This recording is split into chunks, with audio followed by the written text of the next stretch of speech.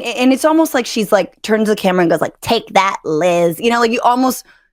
She's so mad that someone called her on it, and there she's doing it again. In this clip, we're going to take a trip to the Bitchuation Room with Francesca Fiorentini, and she's talking about Dana Bash and the mainstream media in general, but Dana Bash in particular, about conflating anti-Semitism, anti-Zionism. It gets into it. Now, as before we get started, I want to say this. I really, really like and admire Francesca Fiorentini. I think there's a lot of important perspective that she offers, and I like her style. I like how kind of, I can't think of a term that isn't pejorative here. That doesn't sound pejorative, but she's snappy, she's sharp, in a good way, and she's quick-witted, and she understands what she's talking about. She has big feelings, and she's not afraid to express them. And I really admire all of those things. I'm gonna. She didn't invite me to be part of this conversation because she doesn't know who I am. But I have some thoughts about it, and so I want to share them with you. Let's take a listen. It's one thing to say people are extreme, but like, look, I'm not talking about like someone who might had a sign that you didn't like in front of your house. Sorry, they called you trash. But like, and notice how she said being anti-Israel is not anti-Semitic, but she didn't say Zionist. And again, this is a word that a lot of people are getting hip to, and it doesn't have a good connotation. It is not the kibbutzes, the socialist kibbutzes of yore. Like, this is very different now, and a lot of anti-Zionist Jewish progressives are the ones leading the charge on changing how we view it. And so I just want to name that. Did Dana Bash learn her lesson? What do you think? What do you think? Because just this week, Dana Bash is reporting about the neo-Nazi march in Ohio, which was disgusting and awful and scary. I'm sure you saw it. Dudes in, masked and with black flags and swastikas. Just like, here we are. Nobody's eating cats and dogs. J.D. Vance, of course, has said nothing. But here's Dana Bash asking I believe a congressperson about this particular incident. I actually don't care, but watch. Talk about something that happened over the weekend, not in your district, in Columbus. A group of neo-Nazis paraded through that city waving swastikas, covering their faces. This is not the first time this sort of thing has happened in Ohio in particular, and of course it's continuing to spread. We don't know what side of the aisle this comes from. I mean, typically neo-Nazis are for the far right. Yeah. You had protests from the far left at your house. Correct. As a Jewish member. Yeah, they slept outside my house for days. My takeaway is this has got to stop. And the surge of anti-Semitism is global.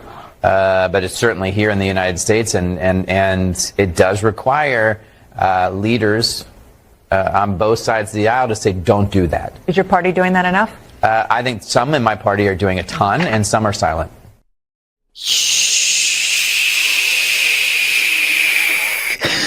So there she is, once again, conflating anti-genocide protesters. I'm assuming this congressperson had people outside of his house, specifically asking him for ceasefire, and she's conflating them with neo-Nazis who are marching in Ohio. I generally, they are right-wingers, but you never know. No, you know. You know why you know? Because you haven't seen a single swastika in all of the anti-genocide protesters. You don't see them. You don't see the khaki pants. You don't see the white gaiters. You don't see the Patriot prayer out there. You know what side of the aisle they're on. Stop using real threats and real anti-Semitism and real neo-Nazis to come at people who do not want to send more money so that Gazans can be bombed into the Stone Age. Like, and you're on a major news network. It's just disgusting. It's just like, and it's almost like she's like, turns to the camera and goes like, take that, Liz. She's so mad that someone called her on it, and there she's doing it again. So, just before we go any further, In general, I agree with Francesca. I think that protests are always kind of disruptive and uncomfortable, and they're a part of the fabric of American life, and it's one of our great rights as citizens. Nonviolent, of course. They must be nonviolent. And I think that, if you're old enough to have lived through the Vietnam era, there were protests there. Are things occasionally going to go outside the lines? Probably. I'm not condoning that. I don't think that's constructive. Passions are running high. Are there factions of people pro-Palestinian protests that probably would prefer the dissolution of the state of Israel, whether that's terrorist or not? I'm sure that there are. But, the talking points you're hearing from both sides is that it's all one thing or another. And the fact of the matter is that it's not just generational, but certainly a lot of the youth energy in these protests is exactly what Francesca has said. They don't want their tax dollars and their American name on these bombs that are going to Netanyahu's government in Israel.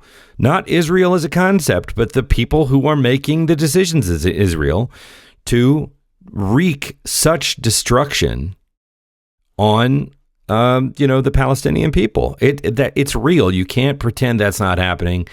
And I think at this scale, it's difficult to justify those actions on the horrific events of October 7th. Essentially what they're saying in Netanyahu's government is we can't stop until we've completely eradicated Hamas, but by Hamas, they seem to mean all Palestinians, which, I think that's worth protesting. I think it meets the criteria of genocide, and I think we can certainly and should be talking about those things, but it's becoming harder and harder to reasonably debate those criteria. Anyway, here's some more. What I'm bitching about. And that was Greg Landsman. Thank you very much, Paige, for looking that up. Congressman Landsman in Ohio. It's just which is wild. Here we are almost a year later, and it's still really I know. good. That's why watching those clips of Dana, by the way, get fucked, Dana. Yeah. I mean, that's her name, right? So, I mean, Dana, potato,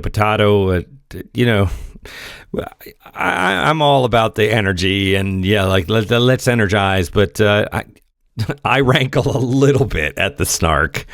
I don't like it from the right, but I don't really like it from the left either. It's Dana. It's not that crazy a name. That's why watching those clips, they're so gratifying, and yet they're so minimal. Like, it's like, that's the only kind of joy we can squeeze out of this husk of a society anymore, is that when these people, like her releasing a book is so beautiful because people keep showing up and be like, hey, what's your fucking problem? And she's like, I'm not here to talk about that. You don't get opportunities to shout back at you through the TV. Absolutely. So you're going to have to deal with this. Yeah, exactly. You should hear what I scream at you on the regular. Yeah.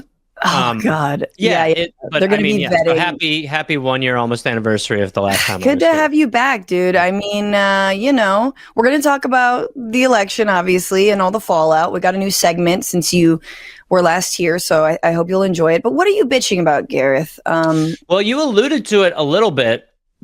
I'll be honest. Yes. I watch Morning Joe.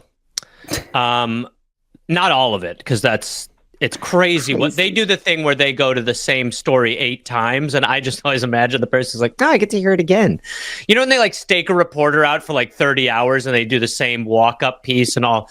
So they're big into that. But I do love it because I love watching rich people baffled and confounded. And it's just a great place to go to watch Donnie Deutsch sort of like shit his pants over how out of touch he is with the common people. That's actually... That's a fair critique of the media in general. But it's Donnie, as is being highlighted fairly regularly through social media. These people were losing their goddamn minds that Trump became the nominee, that Trump was going to beat Biden, that Kamala was in a neck and neck race with him, and then that Trump won because he's a existential threat to our democracy and yada yada. And now their wiring got so knotted and crossed that they go to Mar-a-Lago to interview him, which is like, it just shows you how little they practice realistic journalism. And but did they even get an interview out of it? Wasn't it just I don't know. Be like, we're like cool, right? I watch it, but I can't handle this after 10 minutes. But I watch it. Yeah. I get up in the morning. Let's see what these idiots are talking about. Because there's something about the idea that they play U2 going to break that makes people be like, yeah, fuck you, regular news. Like, it's like, he's a Republican. I don't know. They keep talking about First of all, I feel like I'm calling BS on the fact that you watch this show. Morning Joe starts at 5. I have a cat. You're also a stand-up comedian. Well, when I'm a stand-up, I miss Morning Joe. Okay. And it's tough. And I was on the road the day after the election where I knew he was going to win, and I couldn't...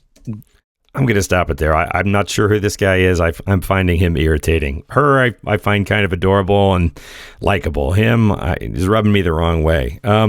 Anyway, I want to know what you think, right? Are you a fan of the Bitchuation Room with Francesca Fiorentini? Are you a fan of this other guy? I don't know. Maybe I'm being too snarky. Pop it in the comments. If you like the channel, like and subscribe. That helps us out on this end. I want to know what you think.